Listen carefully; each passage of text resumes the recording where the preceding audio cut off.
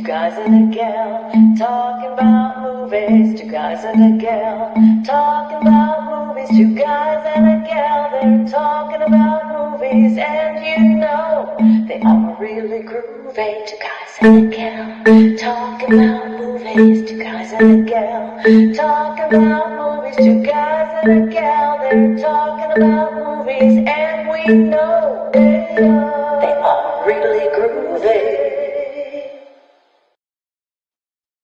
We are really groovy, and tonight we will be exploring legendary filmmaker, writer, and actor Woody Allen. Woody is known, of course, for his distinctive blend of neurotic humor, intellectual exploration, and commentary on relationships and existential themes. There he is. You'll recognize him. Starting his career as a stand-up comedian and television writer, he transitioned into filmmaking. His work often blends wit with philosophical musings on love, identity, life's absurdities, making him a key figure in shaping modern comedy and drama. However, his legacy is complicated by personal controversies, including accusations of sexual abuse. Allen has denied the allegations, but they have inflamed debate and divided public opinion, affecting both his career and reputation. Yet, despite this, he has remained a prolific filmmaker, maintaining a loyal following. Allen's influence on film and culture, alongside his ability to blend humor with emotional and philosophical exploration, ensures his enduring legendary impact. And to explore that impact and to rank his movies, we have Manny in the Cool Hat Zamora and Rory, the Man of a Million Voices, Penland. Right. I'm so sorry we're late. And I'm trying to get my mood lighting correct here. So. And that's one of the impressions. That's one of the million. We're up to 1 million now, I think, right? So we spared no expense to get Mr. Allen here. Yes. And here he is, and he's eating popcorn. Who would have guessed? Popcorn, no pressure, of course. That's him talking in that photograph. Yeah, it's amazing. Thank you for being here, Woody, and for traveling through time back to I'm so glad you brought up the whole thing with Mia Farrow. You talk about sour grapes. Okay. So tell us how you really feel about that, Woody. Sonia and I have been happy for years.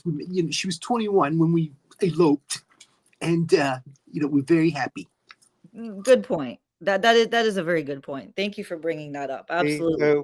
So happy endings all the way around. Yes, happy endings. Happy endings. Manny, you brought us to Woody, and what does Woody mean to you? Well,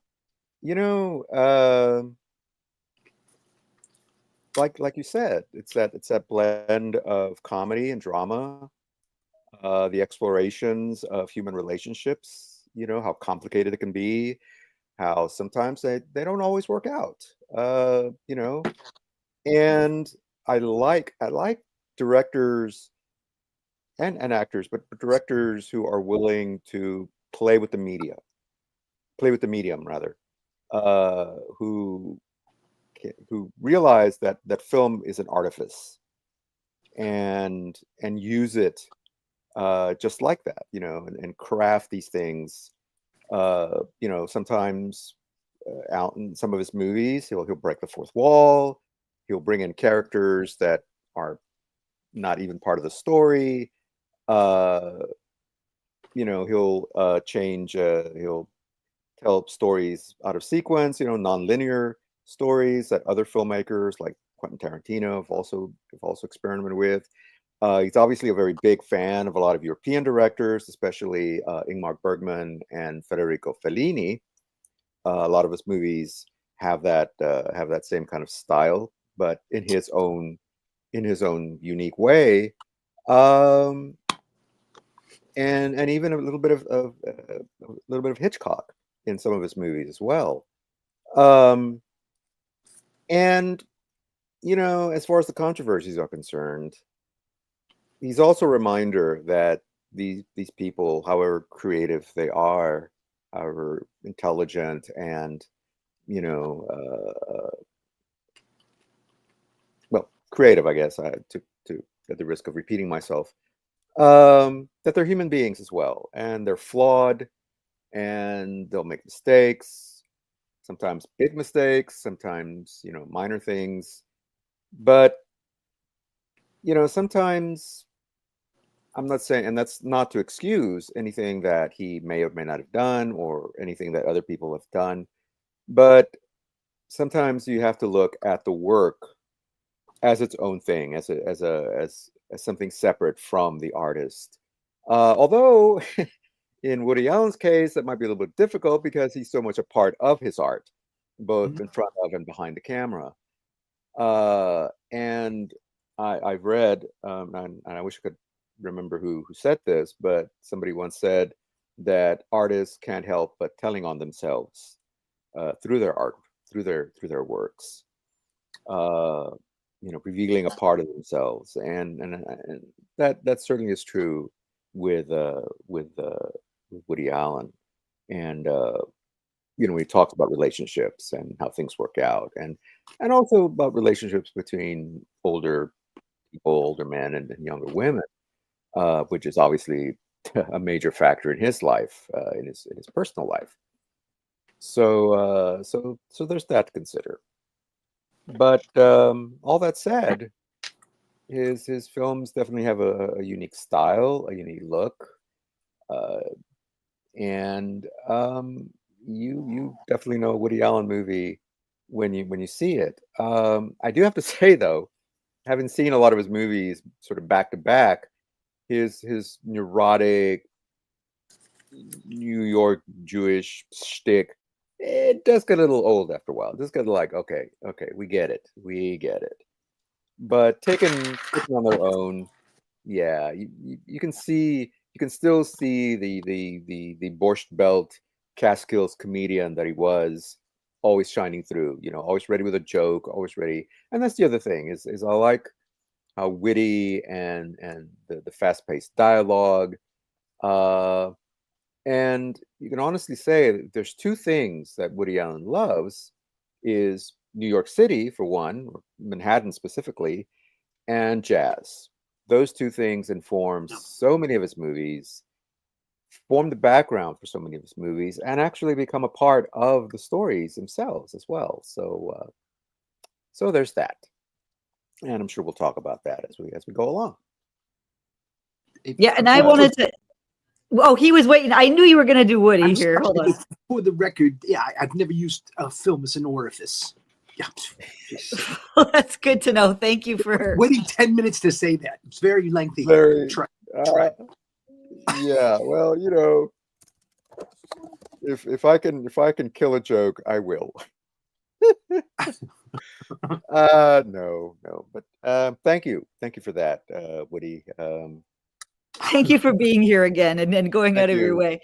I wanted to talk about the impact and influence, because a lot of people of the earlier generations who have no idea who Woody Allen is, of course, they did watch Seinfeld, and a lot of them are big Curb Your Enthusiasm fans, huge Larry David fans. I don't know that you get Larry David and Curb Your Enthusiasm without Woody Allen's contributions. So he's kind of like one of these where he's put so much into the humor and breaking down the fourth wall and the sort of conversational dialogue that became really popular after him. All of that, like behind the scenes stuff and blending the blending reality and art. That's something that I think a lot of young people take for granted, as it was always like that, but it really wasn't. So Woody Allen is one of those architects of what we take for granted as being like, yeah, New York humor, like New York Jewish humor, and also just like it's seeped into so much of what we consider modern culture and modern humor that even if you don't like Woody Allen's initial work, you can't deny that he's one of the people who paved the way for us to get here. So yeah, and his neuroticism thing, yeah, it used to always drive me nuts too. It's like I'm very nervous every time I'm watching him. I'm very nervous. Larry David to me was like the perfection of that, because he's more relaxed, but he's just as inwardly neurotic, but he doesn't hit you over the head with it. So, but I really appreciate what Woody gave us, so that he opened all of those other doors. So even if you guys, anyone listening, if you don't like Woody Allen, that's okay. You probably can thank him for so much of the stuff you do like. Yeah. All right. Rory / Woody, do you want to start us off with your number one? I just want to say that I really enjoy early Woody Allen. You get more of the brilliant writer, the shtick, and I like the neurotic Woody Allen. I mean, I'm a fan of it. I like it. I'm used to it, and again, I enjoy it. One of the things I want to point out that we haven't really talked about is when he has relationships with women, they end up in his movies. So Yeah. Louise Lasser was the first one that started starring in movies of his, and then he moved on to Diane Keaton. And all these actresses are brilliant in their performances, under his direction. They're just brilliant. And of course, moved on to Mia Farrow. And again, brilliant performances. And I'm sure we'll talk about all of them tonight. So my first movie is actually a later film by Woody Allen, kind of in the middle of his career. And that's Zelig. Oh, okay. I love Zelig. It just tickles me. It's about a human chameleon who, when he gets around other people, he starts to become like those people. And it's done as a documentary, a mockumentary. And I just love the way that they've made footage. It's kind of like Bob Zemeckis, he makes these old newsreels and stuff with Woody Allen and the other characters in the movie, including Mia Farrow.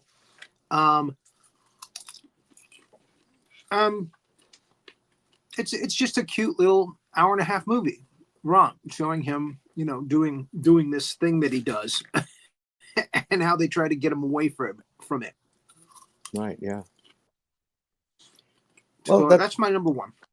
Oh, okay. Well, interestingly enough, that's actually my number 5. But yeah, and you mentioned Bob Zemeckis. Zelig came out in 1983. Forrest Gump came out in 1994. So 11 years before Zemeckis was putting Tom Hanks into all these historical events, Woody Allen was doing it first, and almost as seamlessly without all the computer technology that we have today. Right.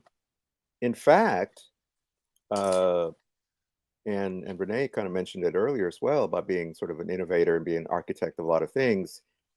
I'm not entirely sure, but I think he may have pioneered the whole mockumentary genre itself with Take the Money and Run. I mean, I could be wrong about that, but it just felt like that was a very early take on that, on the mockumentary. But anyway, yeah, that's a great choice. And yeah, and again, they're pushing the envelope, doing something that really hadn't been done before, and doing it well and making it funny. It's a funny movie as well, and so yeah. All right. Well, my number one is again sort of middle career, I think, probably, and it kind of surprised me because I had another movie that was going to be number one, but I thought about it and I thought, no, this one really touched me, and not in an inappropriate way. It's Well, Sweet and Low Down. Sweet and Low Down. Which is not exactly a mockumentary, but it's kind of a faux biographical film about a guitar player in the 1920s and 30s, played by Sean Penn, by the name of Emmett Ray, and he's a bit of a despicable character. He's not a really good guy. He's a gambler. He's a pimp, although he wants to be called a manager. uh, he's a spendthrift. He doesn't know how to manage his money. He's just spending, and he's uh he doesn't he always says he doesn't want to be tied down to any particular woman. Love him and leave him is basically his philosophy. He doesn't say it that way, but that's basically it. You love him and you leave him. But then he meets this young woman played by, and she absolutely steals the movie, played by Samantha Morton. She plays Hattie, who is somebody who can't speak. She's mute. Right. And he discussed this on a previous show. I remember speaking about her performance in that, and she ended up on Walking Dead as the crazy bald woman. Anyway, right, yeah, like zombies. Yeah, but she's so brilliant But because she's she so conveys adorable in that exactly movie. adorable. Yes, she conveys so much with an expression, with a look, and like I said, absolutely steals the movie.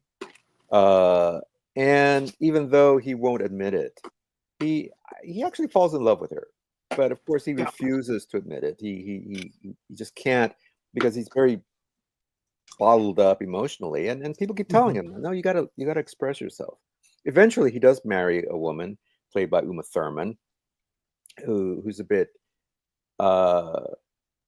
she wants to be a writer, and she's always asking him these questions, and he's a bit of a floozy. And I always felt, at the end of the movie that he got what he deserved. he did get what he deserved. Exactly. He kind of comes back to Hattie. He after all everything, he comes back and then discovers that she's gotten married. And so he goes off, and it's like, oh well, good for you. Yeah, well, I got the show coming up and all this stuff, and he goes off, and he picks up some girl, and he has this thing about watching trains and shooting rats in garbage dumps. There's just this weird thing, this obsession that he has that's throughout the movie. So he takes this girl to do that, and she's like, not having any of it. And eventually he breaks down because he realizes, and he even says, that he starts screaming, I made a mistake, because he realizes that he had this wonderful woman in his life, and he basically dumps all over her until the very end. Then it's like, and the interesting thing is there's these interviews with different people, music critics, and of course Woody Allen, who directed the movie, talking about how after this breakup, or well, they don't know exactly, but we see that. So, yeah, all of a sudden his music changed, became more warmer, it became more, like he was putting himself out there more, and which is what people had been telling him all along, that he needed to do that he needed to open up and express his emotions and so forth. But there's always a cost. There's always a cost to doing that. So it's a great performance from Sean Penn. Great performance, like I said, from Samantha Morton, who really, I think, feels steals the show. Uma Thurman's wonderful in this movie as well, even though her role isn't as big. Anthony LaPaglia is in this movie also, which she kind of winds up having I guess, a little bit of an affair with. So anyway, so that was my number one. And of course, like I said, jazz, huge influence on the movie. One of Emmett's things is that he is both enamored and very jealous of a real life performer named Django Reinhardt, who was one of the premier jazz guitarists of that era. And that informs a lot of his character as well. So anyway, so that was my number one. Very good. My number two is Everything You Wanted to Know About Sex, but We're Afraid to Ask. Okay. I love when he plays several characters in the movie, actually. And the first one he plays is the fool, which is so great. And he breaks down the fourth wall. He looks right at the audience. Like, see how I fooled these guys? He's got, but he's got great lines. If you ever said I was in the neighborhood, look up your wife. And so, yeah, wonderful performances. Gene Wilder is in it. John Carradine plays a mad scientist in it. Tony Randall and Burt Reynolds play the guys that control the brain when you're trying to have sex, and that's a funny bit. That's a funny shtick that's at the end of the movie. It's just a really funny movie, and it's early Woody. And again, it's very shticky, but it makes me laugh. It just tickles me. So I just enjoy watching it. Yeah. It's a for people who've never seen it. It's a series of vignettes. It's a series of short, basically sketches. And again, pioneering something that Monty Python and later Saturday Night Live would go on to do. But yeah, it's you're absolutely right. I love different aspects of sex. Exactly. Because there was a book, it kind of sort of an adaptation of the book by the same name, but done in this just very funny way. And my favorite, in fact, my favorite skit is the one with Gene Wilder and the sheep. Yeah. Andis. Oh my God, that's just hilarious. But they're all very funny. Yeah, that is a good one. Cool. Probably the funniest performance John Carradine ever did. Yeah, who not exactly known for making comedies, although he has had some funny bits, but yeah. Sorry, when I eat popcorn, it gets between my teeth. I got it, totally understand.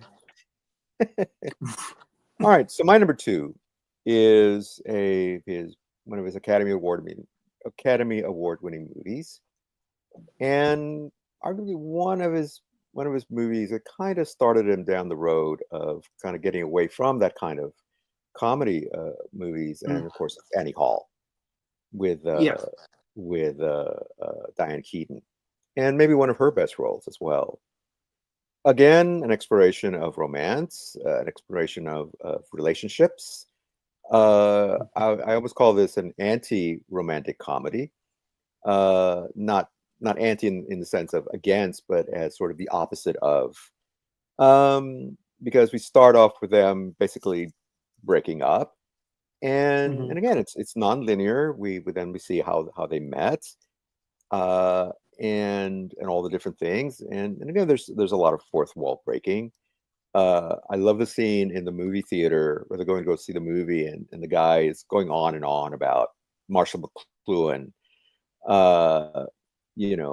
pontificating about, oh well, Marshall McLuhan says this and that, and Woody's like, no, and pulls Marshall McLuhan into the scene, like, and McLuhan's like, you teach drama or whatever, you have no idea what any of my theories are. And Woody says, don't you wish this was, could be like this in real life? And stuff like that. And we have little cameos from Shelley Duvall and Carol Kane as some of his other girlfriends that he winds up with.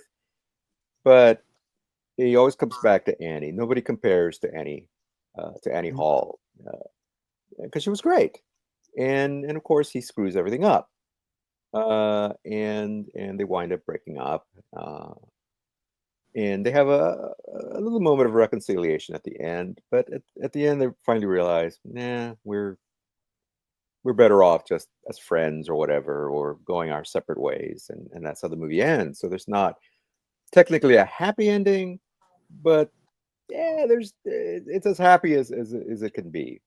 But it's a delightful movie, and just so well made. And again, Diane Keaton absolutely again steals the movie as Annie Hall, and made la-di-da, a thing. So I want to point anyway, out so too let's that when we talk about directors a lot, we talk about how they use the same actors for many of their films. And I saw yes. Tony Roberts' name on the poster there, and it made me want to give him a kind of a shout out. Tony Mhm. Roberts did a lot of Woody Allen's films. Yes. Yes. He's one of the go-to guys that Woody Allen calls when he does a new movie, usually. Yeah. So, And he always plays he's his friend or advisor or something, yeah, usually a friend. Yeah, and in some cases, I think in one movie, Woody Allen's cheating with his wife. Mhm. I can't remember which movie it was, because, like you said, I saw a lot of them in a row. They all kind of meld together. Yeah. The neuroses.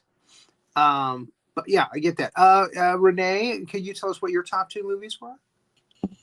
Well, honestly, I haven't seen that much of Woody Allen. I just haven't. I've seen like scenes of a lot of them, but one that I really liked is not very well.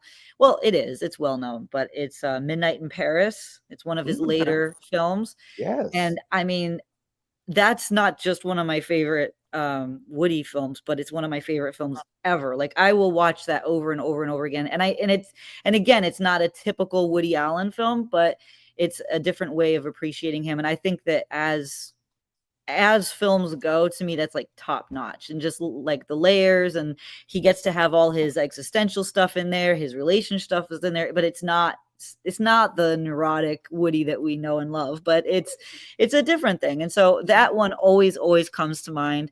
And then obviously I was introduced to him, like many people, through Annie Hall. So I do like Annie Hall. And that's when I think of Woody Allen, I think of Annie Hall. I was thinking maybe you guys would both put it as number 1. I was kind of surprised that it wasn't right out the gate, because he's so well known for that. He was talking about that he thought was going to be higher on the list, or maybe. Yeah. And I actually was like, no, that's too much of the obvious choice to put that as number 1. Yeah, it's very obvious. Yeah. But I will give it. Like Yeah. It's on my top 5 list. There are other films that just tickled me more. That's all. Well, and another one that I was really early on exposed to was Everything You Want to Know About Sex and all of that. And it's got, I mean, the whole cast. I mean, come on, you can't beat that. You can't make a movie with those actors, all of them, and then not have it be a home run. So Right. I think that's another one He that's shot that script around, and when people read it, they were like, "Oh my god, this is funny as shit." yeah. Told their friends. Mhm.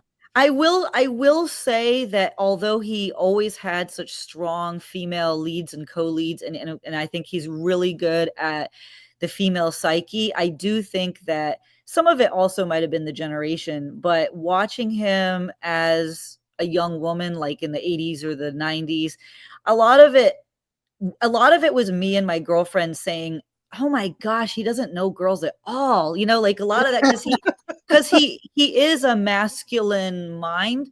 And so what I like about him is that he knows how to share the stage. He obviously likes strong women to be his co-leads or support and or whatever. So that really stands out. Like, I don't think he comes across as a misogynist or anything, but at the same time, he's looking at relationships through a distinctly masculine and also from his generation and before lens. But he's coming from a curious, like, he has all those questions. He wants to know what women are thinking. And I think that there's an endearing quality to that, where at least there's a man who, okay, he's a man and he doesn't really get what's going on with women. He doesn't get it, but at least he's being open and honest about that. And there's something really refreshing about a man who is there to learn and is eager to learn. And so I don't remember, like, my girlfriends and I, thinking he was awful, but we did know that, okay, he's coming at this from a very masculine point of view. So so that was always, and that was one of the earliest ways I was exposed to how men think about relationships, was really through his movies, because he was, me and my girlfriends would be there going, "Oh my gosh, guys want to know that," or "Guys think that, what?" So it was educational. I would say educational.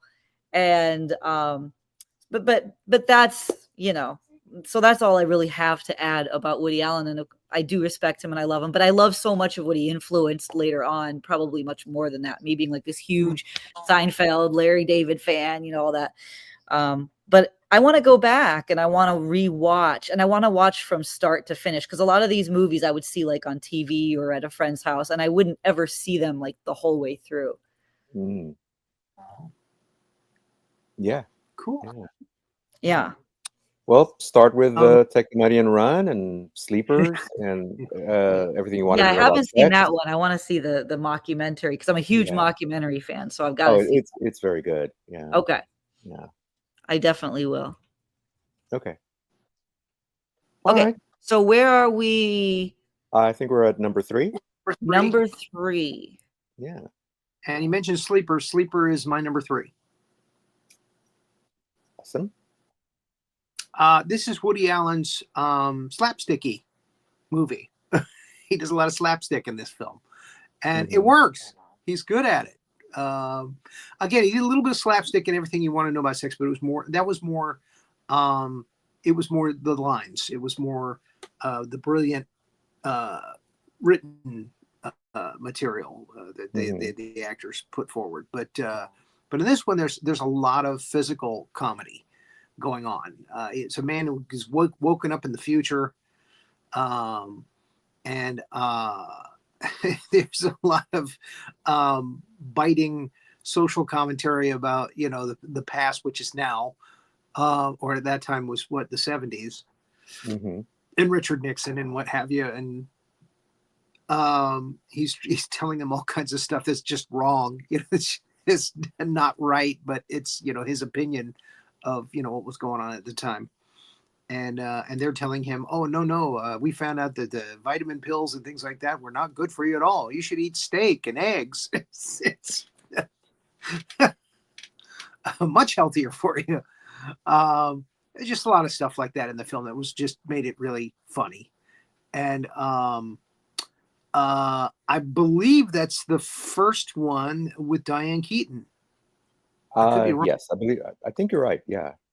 But I think that's the first Diane Keaton film, and something that Renee probably was alluding to with the fact that he has a kind of a man's vision of relationships is a Woody, who is the little weak nebbish guy, always ends up with the girl at the end of the film.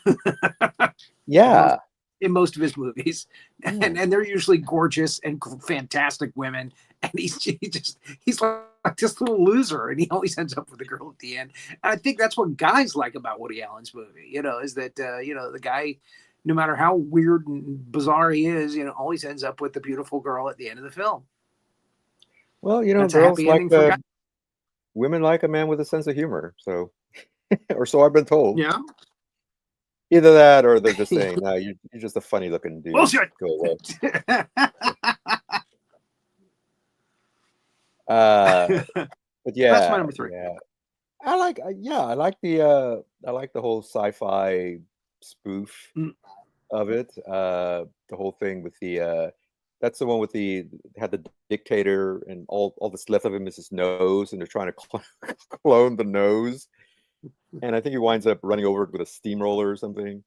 That's correct. This is great. And then he has to disguise himself as a robot at one point, and that's probably the best scene of the movie. On the poster. He's playing the robot. It's a Woody Allen robot, which is really funny. Yeah, yeah. But yeah, it's great. It's it's a very funny sci-fi spoof. And actually, there were movies at the time like Logan's Run and stuff like that it just kind of was making fun of it. I think at the time. I think so. Logan's Run and Westworld and stuff like that. Yeah, there were a lot of those movies in the 70s, and Woody was at the time. Yeah. So kind of like what Mel Brooks putting later did with Star Wars. A good slapstick into. Exactly. Bananas, which was also very early on, is slapsticky. There's a lot of slapstick in that too. But again, a lot of social commentary on politics and But yeah, I mean, in the early days, he did stick along with the brilliant lines. Yeah, yeah, because that's his tradition. That's where he comes from. And Bananas, even though it's not on my top 5 list, but it's still a great movie. Mhm. It always reminds me of. Yeah. I feel like it's an homage to the Marx Brothers and a little bit to like the Bob Hope road movies as well. Uh, in a way, and maybe even the Three Stooges. I don't know. I just get that feeling about it. Uh, but in his own way, in his own For sort sure. of Woody Allen way. Uh, so and so yeah, good choice. Good choice. I like that. Yeah. All right. So my number 3 is another of his kind of mid, uh, and it kind of follows along with Annie Hall, and that's Hannah and her sisters. Uh, Speaking about trying to figure out women. And again, of course, we got Mia Farrow, Diane Wiest, and Barbara Hershey Mhm. as the sisters. And the movie is about all the men in their lives and their relationships. And Michael In Caine. that poster, Barbara Hershey looks so much like Sigourney Weaver. I I remember when the poster came out, I was like, Oh, "That's Sigourney Weaver. What the hell?" yeah. But You're that's right. Barbara Hershey. Yeah. But it's Barbara Hershey. Yeah. Um, Diane. well, I would hazard to say that Woody Allen actually was the one that put her in front of everybody, and basically because she every Woody Allen movie she starred in quite a few of them. She's gotten like mhm. an Academy Award nod for her Yeah. performance. Yeah. Um, so Well, I think she won Woody an Allen Academy Award basically for this kind of, movie. Yeah. Yeah, made her a yeah, star. Yeah. he yeah, he kind of introduced her to the world, and she Yeah. is a gem. She is Yeah. wonderful in just about. Absolutely. Yeah. And yeah, and she was brilliant in this movie, as was Farrow and Barbara Hershey. And of course, Michael Caine is in this Michael movie. Caine. Michael Caine. Oh, I was Yeah. gonna do Owen Wilson earlier when she was talking about the Paris movie. Yeah. That's why you like it, because Owen Wilson was in it. That's And right. of That's course, you right. gotta love Michael Caine. Anytime he does comedy. Yeah.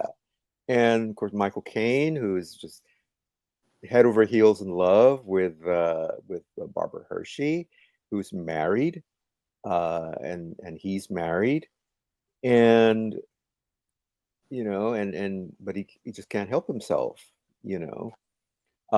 And he's married. She's married to an older man. She's married to Max von Sydow, who's a painter. He's an artist. Um, and yeah, and uh, so there's all sorts of relations. And of course, Woody Allen's in the movie as well. Mhm. Who's married to well, he's married to Mia Farrow in the movie. Her character, no, Whew, wishful thinking. Ugh. uh, yeah, no, is that right? I haven't seen it in a while, actually. Yeah, I just saw it a There's few so days ago, and but I but there's funnier. so many Yeah, relationships going on that yeah. I just forget exactly who. But he winds up with Diane Wiest's character at the end, who he had gone out with, and they hated each other. They thought it was a disaster, but at the end, uh, it turns out that they were actually good for each other. Uh, yes, that's right. Yeah, yeah, he's married to Mia Farrow's character. But they Mhm. wind up getting divorced because they can't have children, apparently, and supposedly it's his problem. Even though Diane Weiss winds up pregnant at the end of the movie. Uh, so anyway, Glad and Sam it wasn't shooting. Waterston, yeah, Sam Waterston is in the movie in a small role.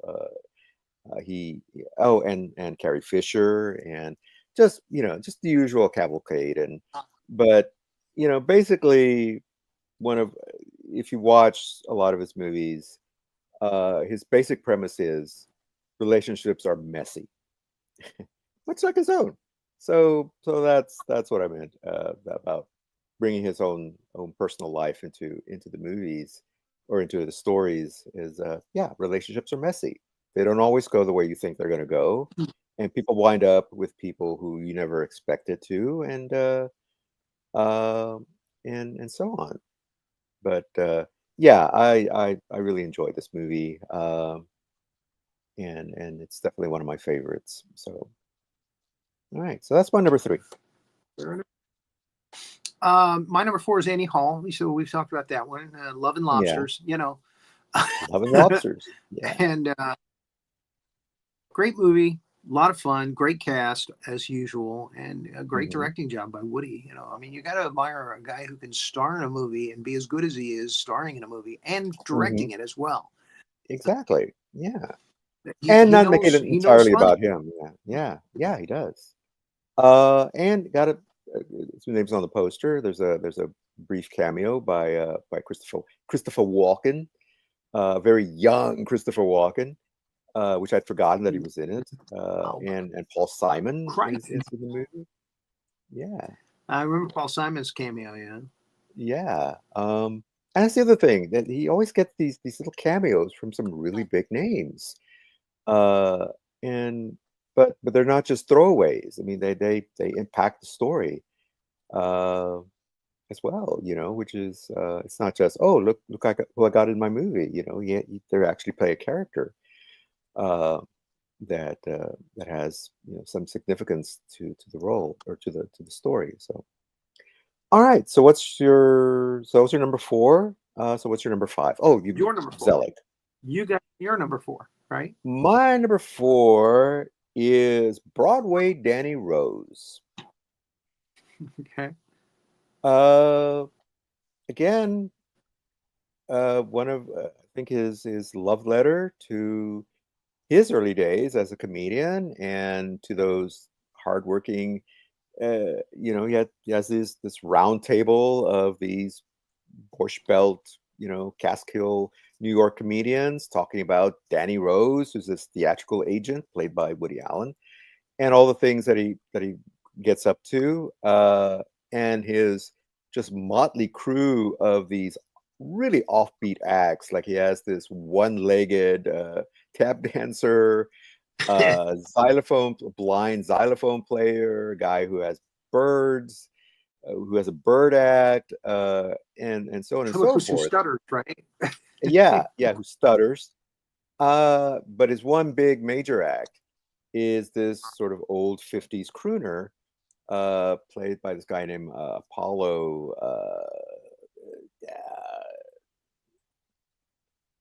Eh, hold on. Nick Apollo Forte plays Luke Canova. And he's trying to make a comeback, but the guy's an alcoholic. And he's having an affair.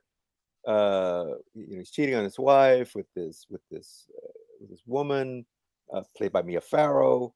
And again, one of really great part for her as this kind of New York, almost a mall kind of a character.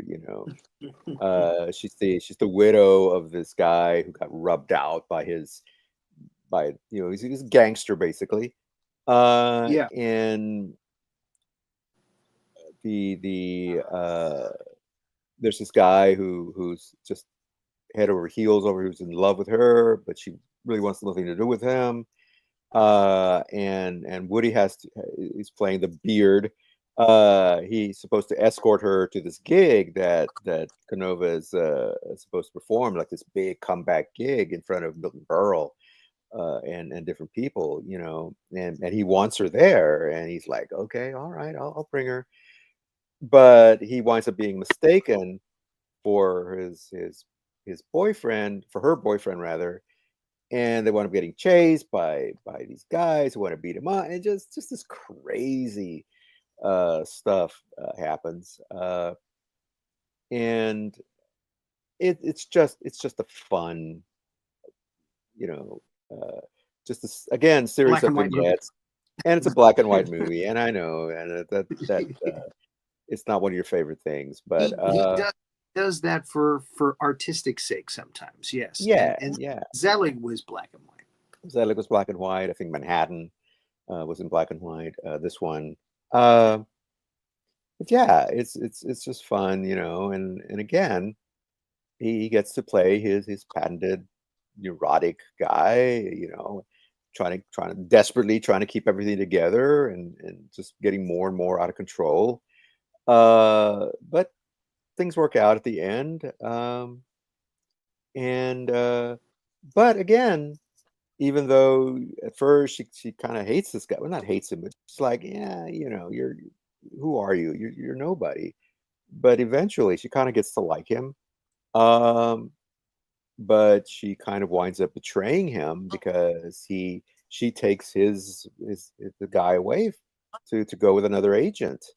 And he just can't forgive her for that, even though she tries to kind of make it up to him, you know, and kind of come back and say, hey, you know, sorry about that, you know, I'm sorry I did that. But and he's like, um, although I think he does go after her at the end, so there is a happy ending. But yeah, I just thought it was just It's on my honorable mentions list. It's a funny movie. Again, a lot of funny lines and characters in the movie. Yeah, yeah. And I wasn't familiar with this guy with Nick Forte, but he plays a great character as well as the sort of 50s crooner trying to make a comeback, you know, trying to ride the nostalgia craze, as they say, you know. But again, not a terrific guy. I mean, he's cheating on his wife. He drinks a lot, you know, and he has all the again. He's also a crazy artist as well. That Woody has to keep that Danny Rose has to keep trying to corral to keep him from going off the rails. So anyway, he's a great performance from him as well. So awesome. Right. So that was my number 4. And your number 5 was Zelig. Is there anything more you want to say about Zelig? No, I love the format. I love the way they did it as a mockumentary, and the footage is done to look old style newsreel, and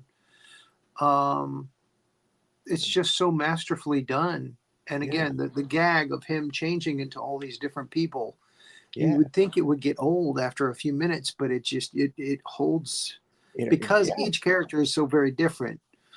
And again, you can still see Woody through the makeup and whatever they put him through to make him, you know, like I guess I should explain more.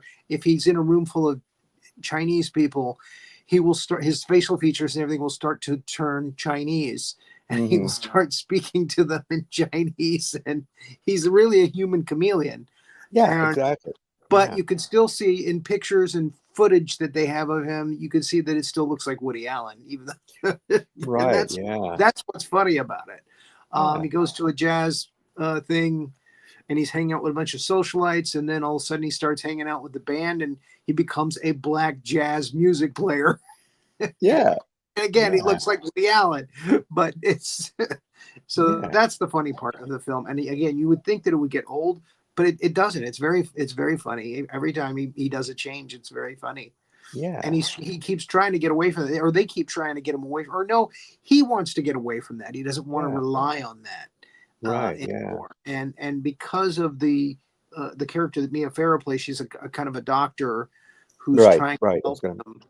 Yeah. I can't remember if she's a psychologist or just a doctor, but she's trying to help him. No, she's a psychologist. Yeah. Psychologist. So at first she's trying to cash in on him like everybody is, and then she becomes romantically involved with him, and her love, the love of a good woman, is what changes him to where he can be himself, and he doesn't have to change into other people, and he's happy because he doesn't have to do that anymore.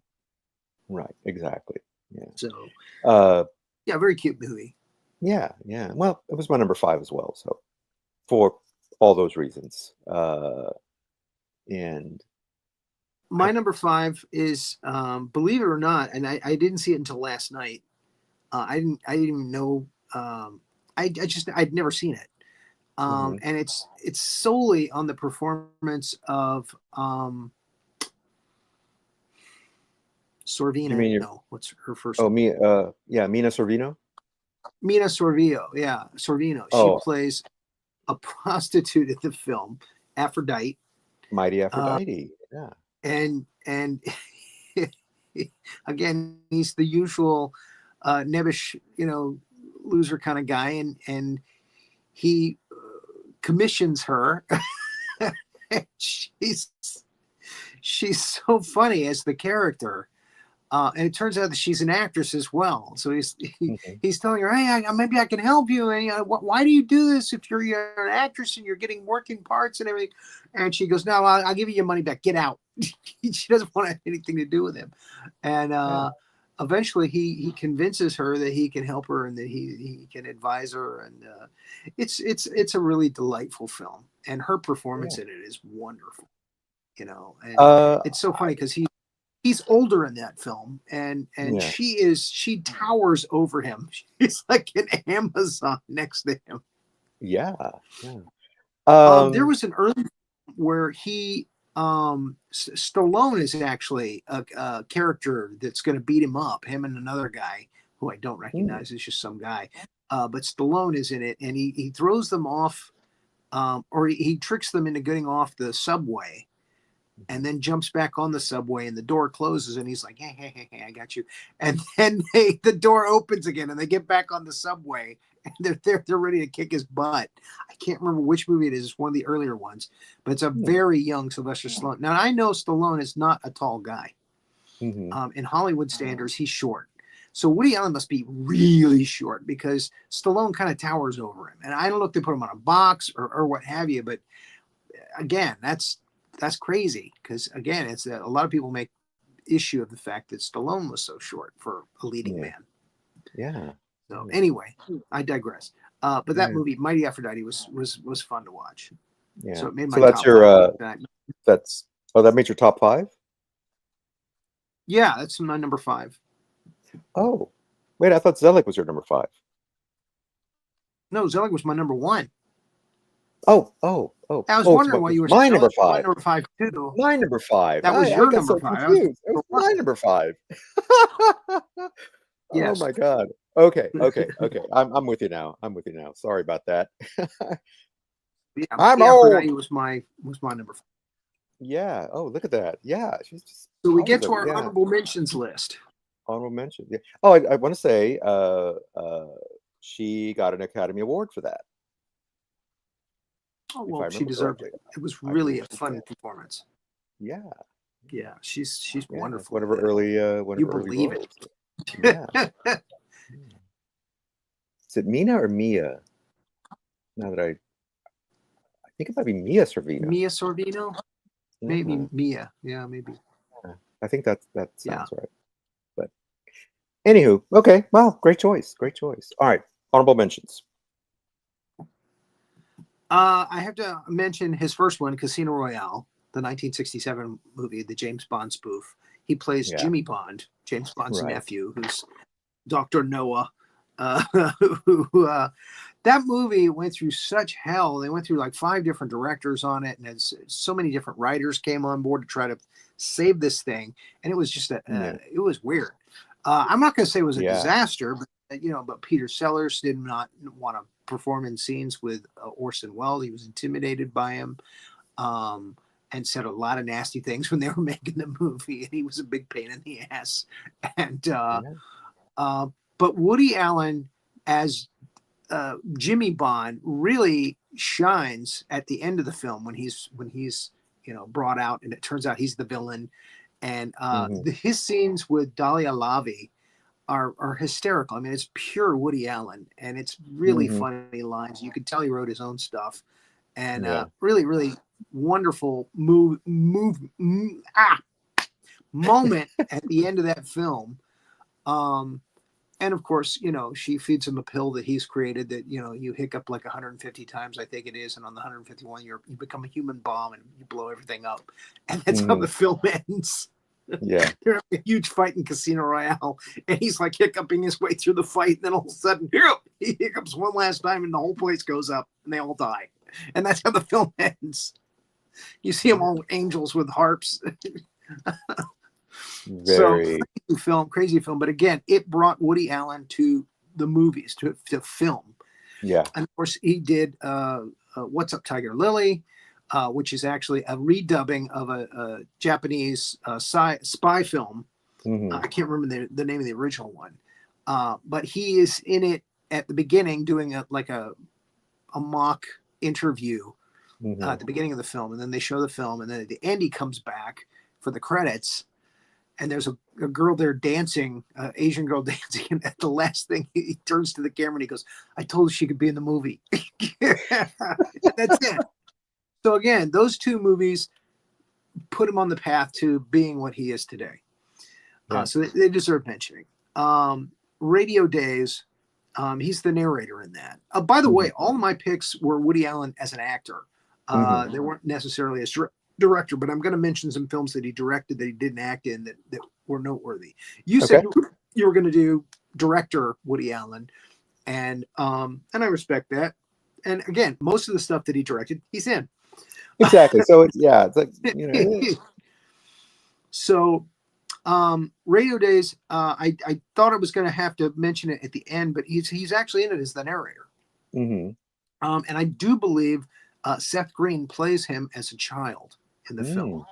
And it's very funny because everybody's hitting him and stuff, abusing him throughout the film. And it's Seth Green, you know. And that was before he did It, where he was one of the kids in It with Tim Curry, Stephen King thing. And then, of course, he went on to, to Hollywood fame as a teen star, and Buffy the Vampire Slayer and other things, Robot Chicken, and now The Family Guy. He's the son on The Family Guy. Yeah. Okay, Chris. And Shut up. And Austin Powers.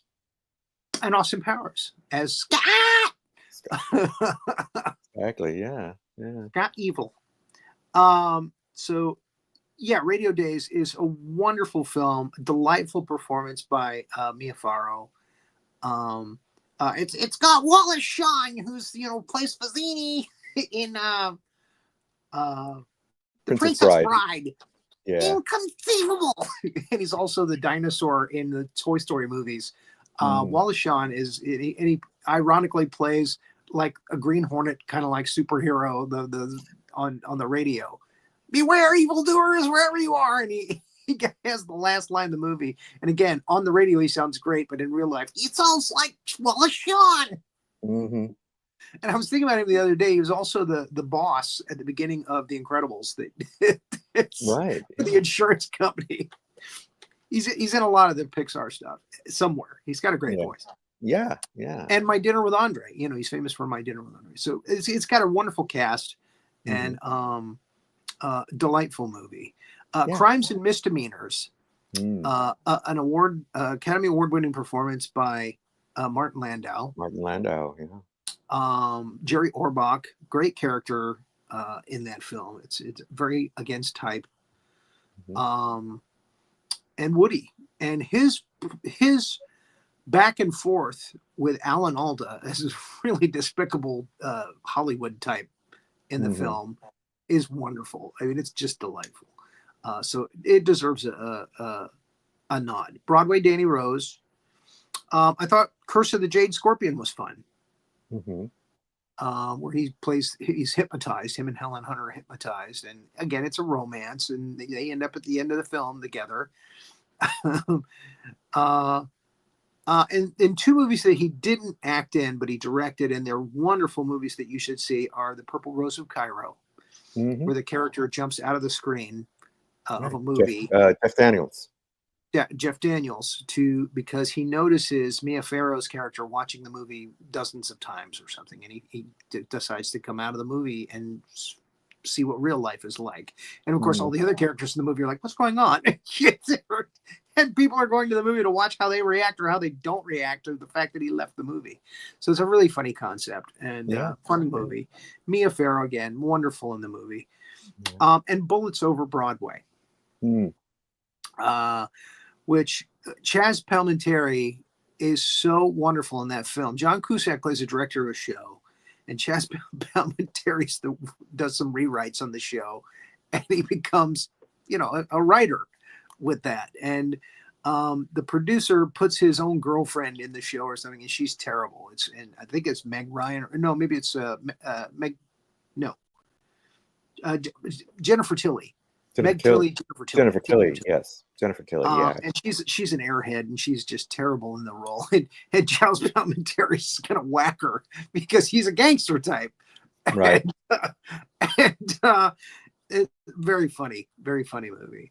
And they have a leading man who when he gets nervous, he gains weight, and that's played by Jim Broadbent. And so he's gaining weight the whole time when they're getting ready for the show. It's just delightful setups and shtick. So I really enjoyed that movie. And surprisingly, Woody didn't put himself in there. He could have easily. But again, great movie. Bullets Over Broadway and Purple Rose of Cairo, two very good Woody Allen movies he directed. Cool. All right. So my honorable mentions include Midnight in Paris, which Renee mentioned, and with Owen Wilson. I've seen that one all the way through. I've seen bits and pieces, but I haven't seen it. Yeah. Well, he plays is it a writer? No. He winds up time traveling back to the 1920s to the jazz age. And again, there's that fascination that Alan has with that time period. You mentioned Purple Rose of Cairo, which is also on my list. And Sweet and Low Down, and so many movies take place in that era. He just loves that era, that sort of Scott Fitzgerald time period, 20s, 30s, the 20s, 30s. But anyway, so yeah, that's a good movie. Crimes and Misdemeanors. That's where the Marx Brothers were in their heyday. You mentioned the Marx Brothers earlier. That's their heyday. Exactly. Yeah. And, they came out of vaudeville. They came out of and did a lot of. I always thought the Marx Brothers humor was a lot more sophisticated than like the Three Stooges, which is mostly just slapstick. Three Stooges is slapstick. Yeah, but Groucho's and I think are just brilliant. That's again, you get with Woody Allen too. Is he's kind of a Marx, kind of a Groucho Marx kind of a Groucho, exactly. Yeah, exactly. I think that's kind of who more nebbishy. Yeah. Use a word for not the as show. Polished. Yeah, exactly. Confident, I would have a joint account that would have me as a member. Yeah. Crimes and Misdemeanors, you mentioned that. Sleeper, Purple Rose of Cairo, and Manhattan Murder Mystery. Woody Allen's kind of take on the Thin Man, with he and Mia Farrow playing this couple who they have a neighbor, this older couple, and she dies presumably, and Diane Keaton, her character, becomes so convinced that her husband killed her, that not her husband, but rather that the woman's husband, that she was murdered. And Woody's character is like, no, you're crazy. She had a heart attack. But as the story goes on, it kind of starts looking like maybe she was right. And Alan Alda, Alan Alda, he plays a friend of theirs who has this crush on Diane Keaton's character, and really wants to sleep with her and really wants to be with her. And Angelica Houston, who's another one of kind of semi-regulars with in she was in Crimes and Misdemeanors, right. She plays a writer that Alan plays a literary agent, and Angelica Houston one of his clients, and eventually she and Alan Arca kind of hook up. But it's this great kind of murder mystery, or at least, but you're not sure if it really is, or if it's all in her head. she's just making stuff up, like. But like I said, as the story goes along, and it's kind of almost, like I said, it's a bit of a kind of Thin Man, a little bit of which I don't know if our younger audience would know what that is, but a little bit of again referencing the 30s, and also a little bit of Hitchcock, kind of just a little bit of Hitchcock thrown in, and that film noir, and even a little bit of Orson Welles as well, because one of his movies is referenced in it's sort of a movie within a movie kind of deal. But anyway, it's just a fun movie. So those are my. I do have to mention though, I also liked, and I always forget.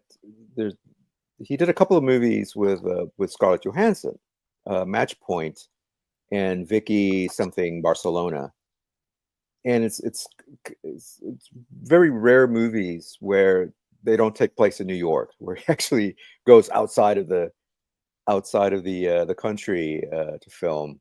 One is filmed in Spain, and one is in England, and not one of his best movies, but again, it's that Scott Fitzgerald attraction that he has with Cafe Society, that I thought was it's okay. It kind of meanders a little too much, really goes nowhere.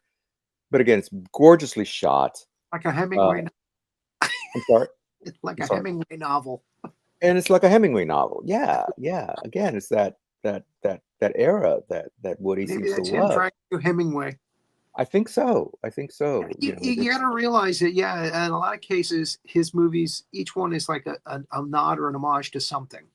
Right. Yeah. Again, exactly. with Sleeper, he's doing the sci-fi thing. He's doing more slapstick. With Radio Days, again, the 1940s and the radio shows. Yeah. Crimes and Misdemeanors was modern day. Yeah. And a lot of his films are modern day. Yeah. Broadway, Danny Rose. The comedy shtick with the agent and the strange acts. There's themes, that he does, and they're not. Comes back to he usually doesn't do the same thing twice. Right. Yeah. But he does seem to play a lot of people who are in the arts, whether it's theater manager, a writer, a director. I think in one of his movies. Exactly. You're right. What you know. And I know a lot of people kind of like Seinfeld. It's like, well, there's no, it's all white people. It's all New York. It's like, well, yeah, because that's who he knows. Although in Zelig, there's people who play important characters, and they're not. I don't feel like they're cliched or in any way sort of made fun of or disparaged. In fact, have a fondness, but right, he doesn't go for the stereotype. Exactly. The negative stereotype. I mean, in Zelig, you can say, oh, he's doing blackface, but you kind of excuse character, though. It's part of the character. It's part of that whole. He's trying to fit in. He's trying to fit in, because he felt like he had a personality of his own or a voice of his own, and so this character has to become other people to feel part of a community, to fit in, which I can understand that. So, all right, so there you go. There's our take on Woody Allen. Next week, a interesting actor with a lot of interesting movies under his belt, and that's Mr. Kevin Bacon. Ooh. Again, four moves to Kevin Bacon. What's the name of the game? 6 degrees of Kevin Bacon. 7 degrees? Is it really 7? 6 degrees. 6 degrees. 6 degrees of Kevin Bacon. Yep. You can connect any movie to Kevin Bacon with 6 moves. Pretty much, supposedly. Yeah, I got into that game with somebody, and it was like, oh, okay, yeah, that works. So anyway, Kevin Bacon, He's done comedies, he's done musicals, he's done horror, he's done sci-fi. You know, not necessarily part of the Brat Pack, but kind of Brat Pack adjacent, I would say. Yeah, So yeah. He was, kind of doing teen movies at the same time that the Rat Pack was doing teen movies, or not the Rat Pack, the teen Brat Pack, Brat the Brat Pack. Pack, yeah, Yeah. yeah. Sorry.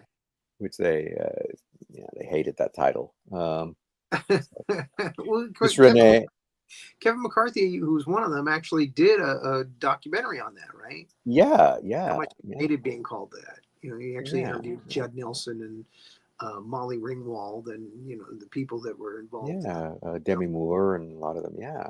James Spader, Rob Lowe. Spader, yeah. Yeah, it said it really kind of affected a lot of their careers afterwards when they started getting a little bit older, But Yeah, it was hard for some them, I guess. yeah, but some have made comebacks. Spader with The Blacklist. with Blacklist, and before that with Boston Law, or Boston whatever, the law show with Legal. Shatner. Boston Legal, thank you. Demi Moore's come back. She's got the big movie with The Substance. I think she won a Golden Globe for that. Haven't seen it, but and other movies, and so.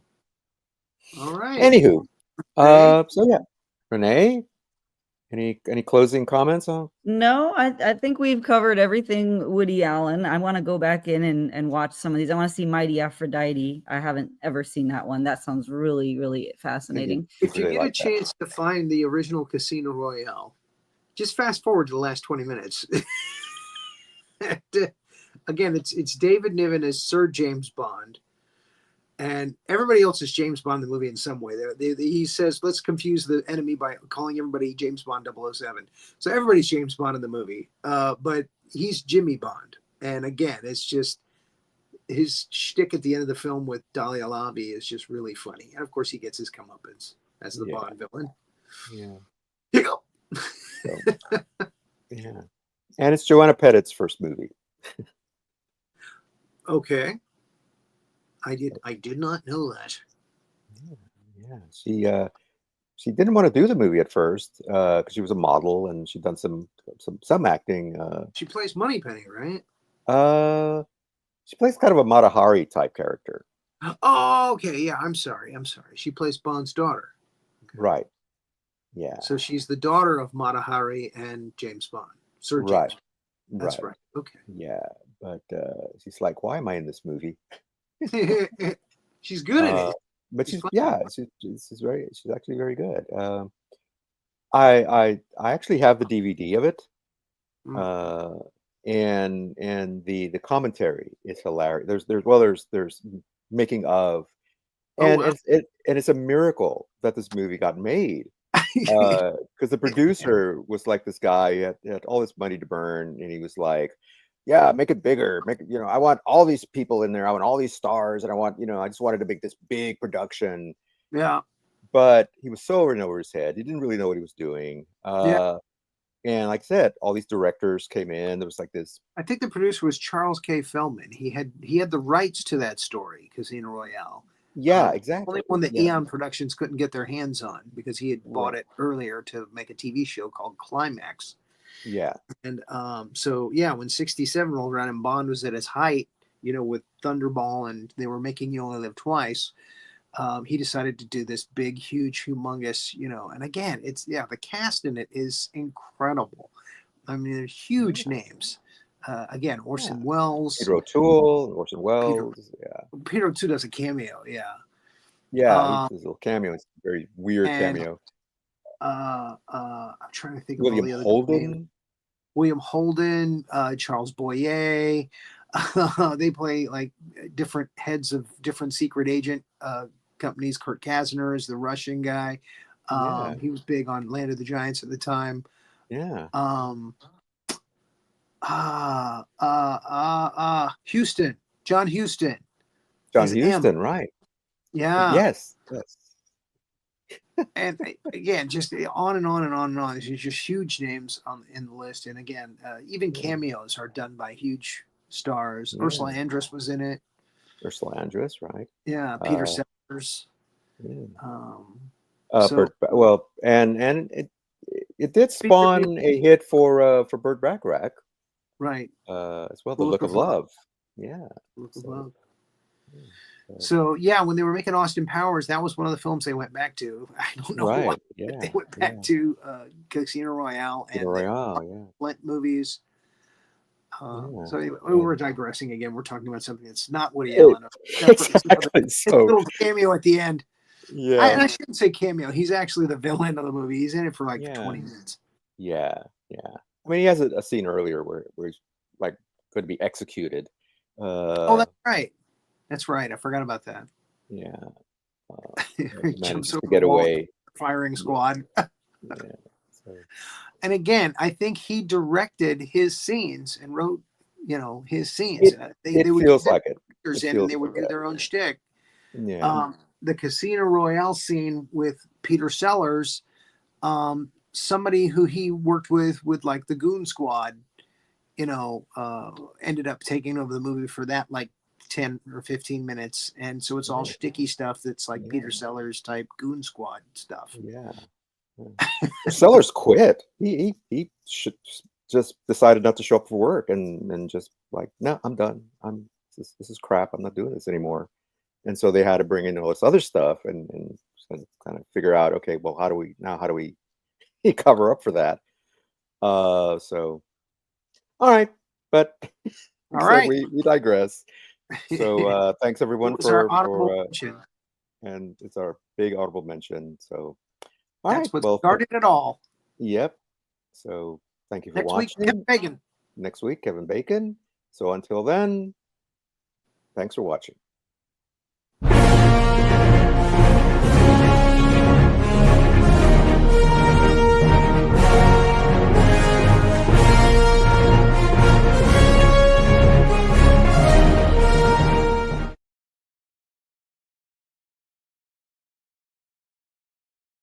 Thanks for watching this episode of Two Guys and Sometimes a Gal Talking About Movies. Be sure to like, subscribe, and click that notification bell to get future episodes.